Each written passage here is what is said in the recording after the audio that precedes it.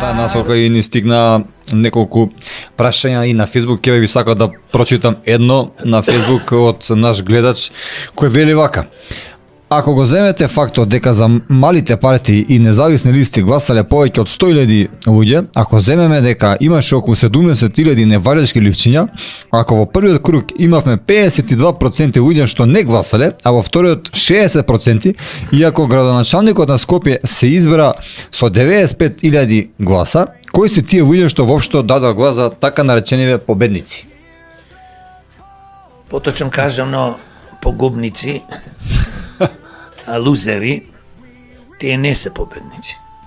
Затоа што толку години се на власт, поќе помалце, и немаат ништо добро направено, затоа што, пак ќе речем, нивните дела зборуваат за нив, не тие што кажуваат. Кои се тие луѓе? Тоа се луѓе кои што се заведени, изманипулирани, кои што имаат своји лични, мизерни интереси, да гласаат за овие луѓе, бидејќи мислат дека ако мојата партија дојде на власт, јас нема да бидам избркан од работа, или ќе ме вработат, па внуката, па детето, па сната, па не знам кој ќе го напредат. Значи, тие се луѓе кои што мислат повеќето од нив само за себе и за своји лични интереси. И се убедени дека нивните партии се најдобри, све друго не вреди. И колку да понудиш помош, и колку да понуди спас за нив и за државата Македонија, џабе му зборуваш. Тоа се луѓе, поточно кажано, повеќето чипирани. Нас ни треба да зборуваме и да се обраќаме на луѓето што не излегоа на гласање. Или што гласаа погрешно. Не е битно од која причина, дали биле силувани, заплашувани, подкупени дури. Има сиромашни луѓе, може да го излезе за 2-3 да се, тоа е процес кој што, бидејќи од што немаме кој да го контролира тој изборен процес, поточно имаме криминален изборен закон. Или заведени. Заведени.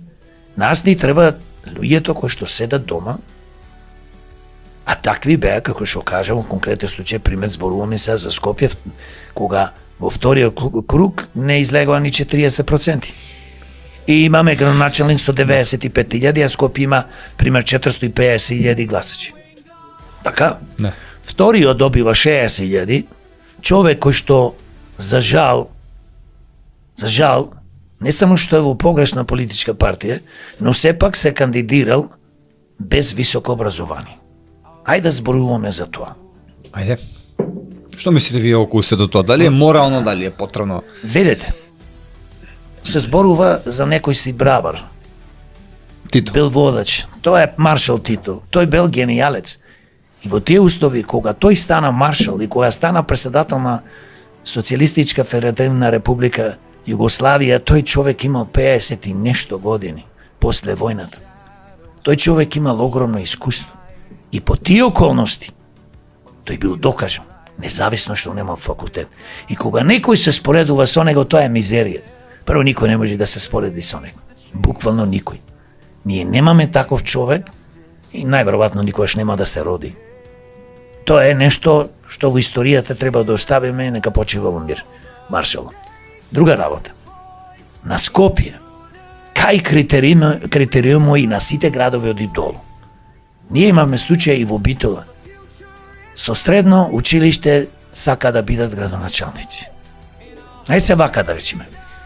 Ако сакаш да бидеш директор во некоја фирма во Македонија, квалитетна фирма, не мора ни квалитетна биде толку. Што ти бараат тама? Да имаш високо образование. Ако сакаш да бидеш министер во Македонија, што викат високо образование, магистратура, искуство и така натаму. Тука имаме 29 годишен дечко кој што како човек може да тој е добар.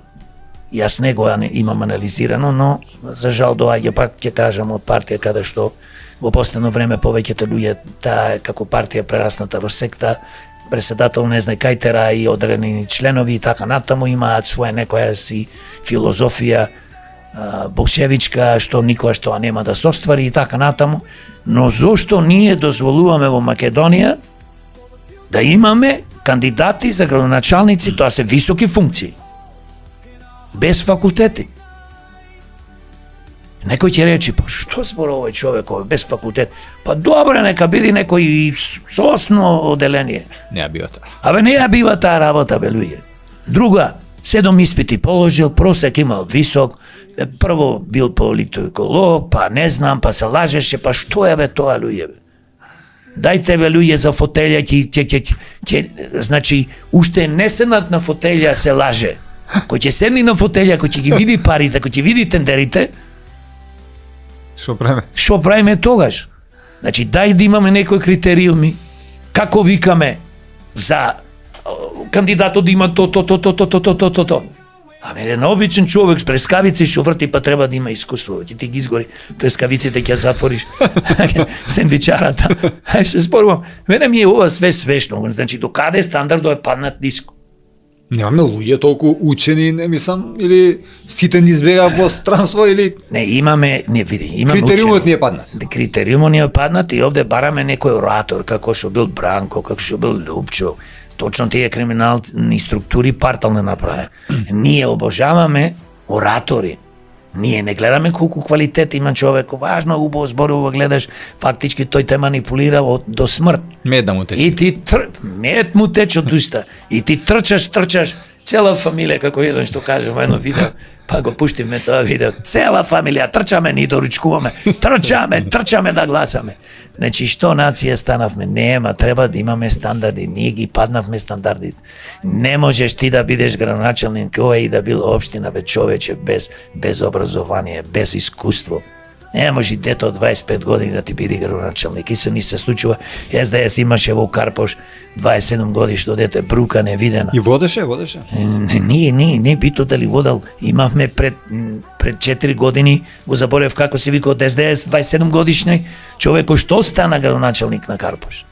Епа, за жал да, Стефан Богоев. Стефан Богоев, кој и да било. Значи, ние што мора да направиме? Треба да имаме стандарди.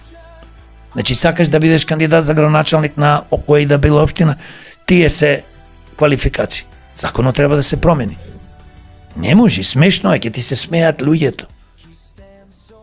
Па на овие избори дури да доју со 2 потписи тоа да се. Тоа со 2 потписи, тоа кажавме дека е намерно направено за да има многу листи, за да можат од нас како демократи да ни се влечат гласови, бидејќи нормално кој ќе имаш 150 листи, кој ќе имаш 5 листи не е исто. Бидејќи народот после по некоја инерција, овој ми е брачет, овој ми е другар, овој ми е пријател, способен, неспособен, ајде, нека биде градоначалник. И се не размислуваме дека нема појма, нема никакво искуство, биографија не му читаме воопшто на политичарите. Чекај последните барем 20 години. Види, младите луѓе треба да влезат во политика, бидејќи се разбираат тие ќе ја водат во иднина. Но не може 25 годишно дете да биде премиер на држава. Не може 29 годишен човек да биде градоначалник на град Скопје на 500-600 илјади жители со средно образование. Па ајде еднаш да расчистиме овие работи. Политиколог. Тоа значи, знаеш како научени се тие, малце да лажат, малце поќе да лажат и после на крај ептен лажат. Тешко нас, ако вака продолжиме, затоа се бориме ние како демократи, да ги промениме овие работи, да промениме закони и, како што реков, изборниот закон, и кривичниот закон, и многу други закони кои што ние како држава, еве зборувам за економијата, да имаме право децентрализација на општините, самите општини да можат да инвестираат, да градат своји фирми, фабрики, све што им е потребно. Дури ако има општина мојна, има пари, се ако треба ќе гради здравствени установи, болници или ќе опремува своите болници, па ќе плаќа од буџетот на општината дополнително средства на лекарите, медицинските сестри и на сите за да не ни бегаат во